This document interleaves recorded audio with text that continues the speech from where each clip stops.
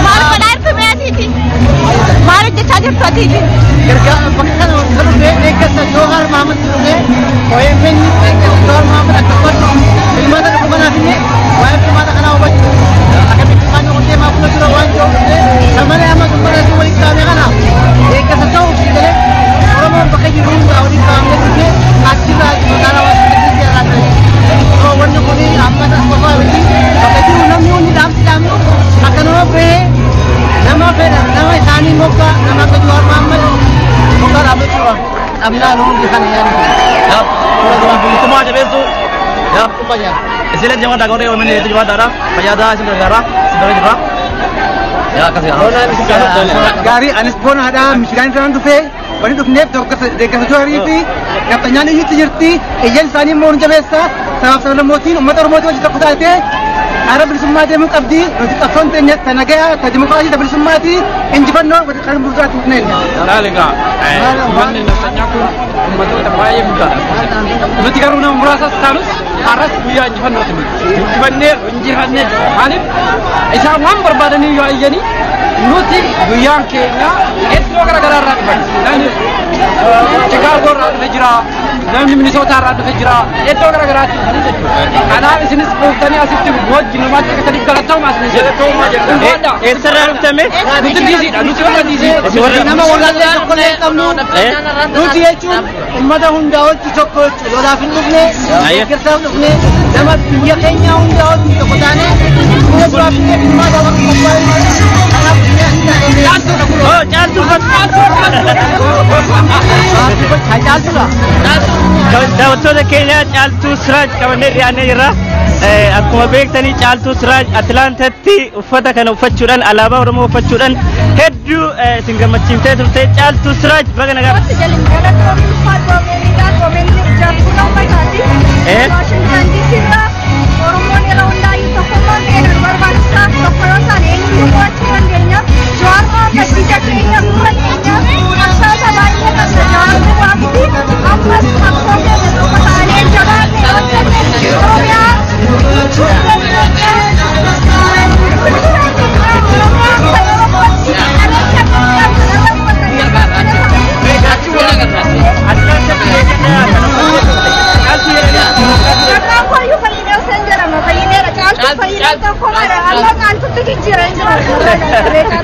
Ayyemee yeroo kana uffatu maaltu dhagaye maal sin jedhanii turanii walumaa galatti mee alaabaa kun fayyadamee eenyumaas tokkummaa keenyaati. Alaabaan kun fuuldura alaabaa Oromiyaa ta'a. Shakkii tokkoyyuu hin qabnu. Alaabaan kun jechuun Oromoon ibsa, Oromummaa ibsa, dhiigaan nu fe'es, qeerroon meeqatti dhiyeessi kan argatu. Alaabaa kun nuuf kabaja guddaa qaba, iddoo guddaa qaba. Ilaala akkamaatiif ani fincin abbaa manaatii fi haadha manaati. Waan qabnu Jawaarii fi deeggartoota Jawaariif yoo kennin ilaala maaf hojjetu dhaloota dhufuuf waa dabarsu. Kanaaf waanan qabnu humna qabnu qabeenya qabnuunis haala hirmaannaa jechuudha ergaa qabnu. Yeroo biraa naa barreessi. Naasuma.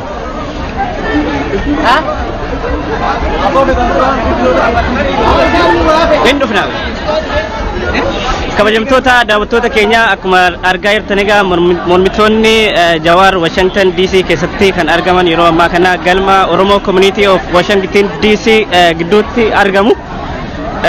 Maarree egaa kabajamtoota daawwattoota keenya sagantaan marii Jawaar Mohammed hawaasa Oromoo Washington DC waliin qabu galma keessatti ni gaggeeffama.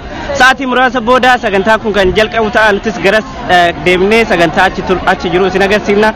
Ammasitti mormitoonni Jawaar kan Washington DC jiran bifa kanaan qindaa'anii jiru. Daawwadhaa sanan booda gara galmaa deemna.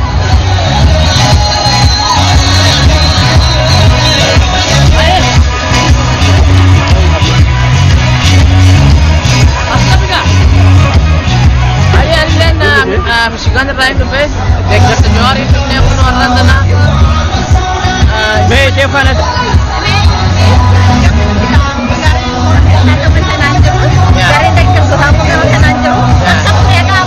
Karena itu berada ada orang tanah naknya gerak gede gerak. Deeggarsa Jawaar deeggaru Michigan Jawaar Oromoo faayidaa Oromoo nama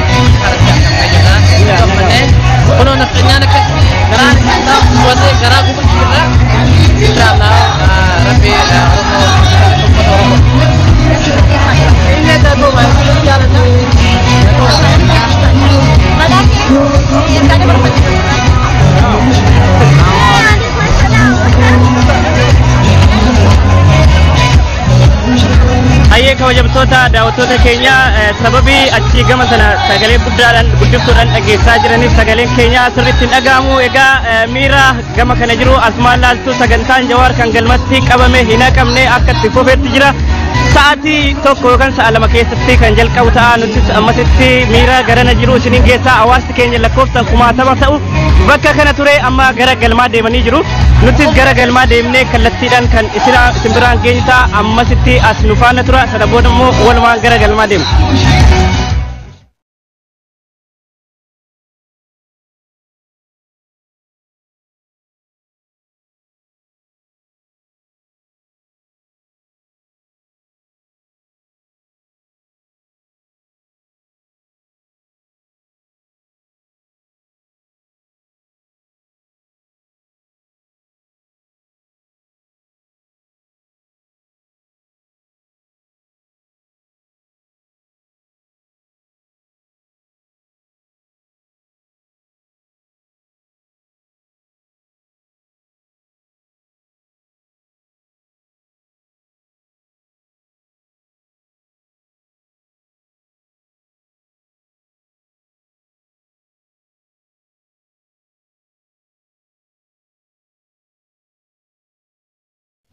Amma community Oromoo kan Washington DC jiru isin daawwachiisa.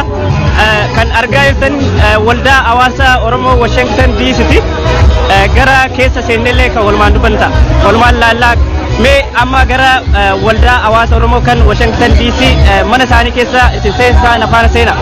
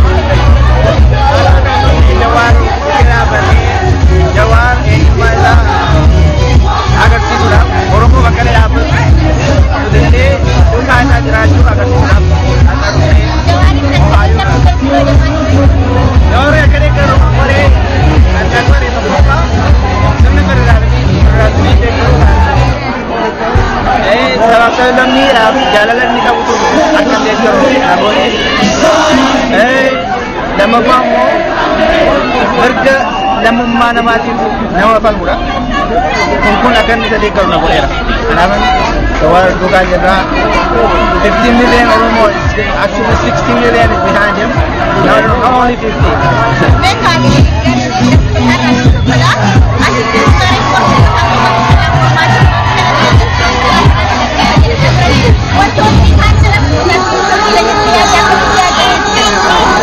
It's okay. There's what you don't know. Itu pun you demokrasi lah. Aku akan live na mata kenya di protest ni agak sungguh jadi freedom ini akan kena juga agak susah.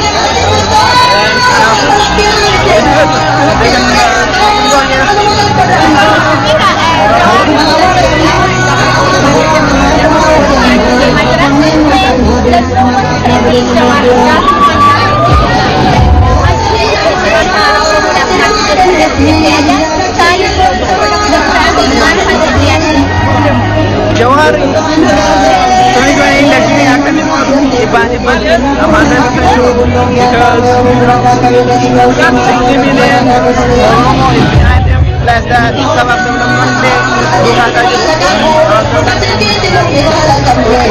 saja Tertimuran kucuna berkekamna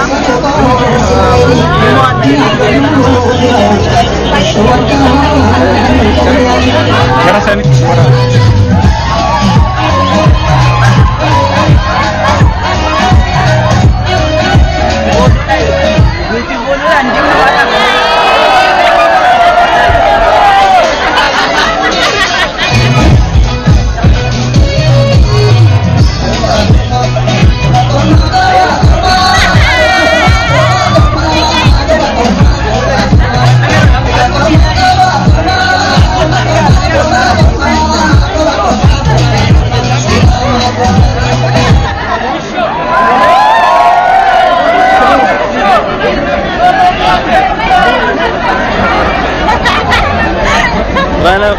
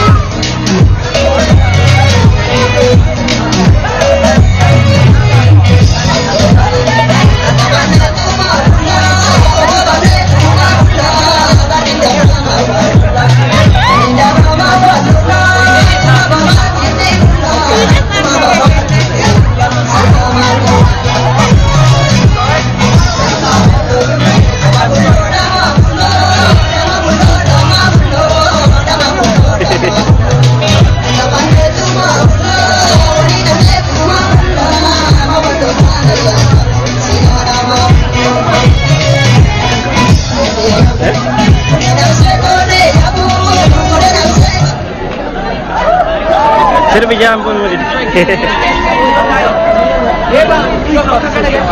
ayyen kabajamtoota daawwattoota keenya ammas kan daawwachaa jirtanii mormii Jawaarratti kan gaggeeffamaa jiru Washington DC'tti hawaasni Oromoo naannoo kanaa lakkoofsan kumaatamaa ta'utti as ture yeroo ammaa kana gara galmaa deemanii jiru. Mee waan as jiru daqiiqaa muraasa isin daawwachiifne kallattiidhumaan gara galmaa deemna. Agasitti ammas nu waliin tura.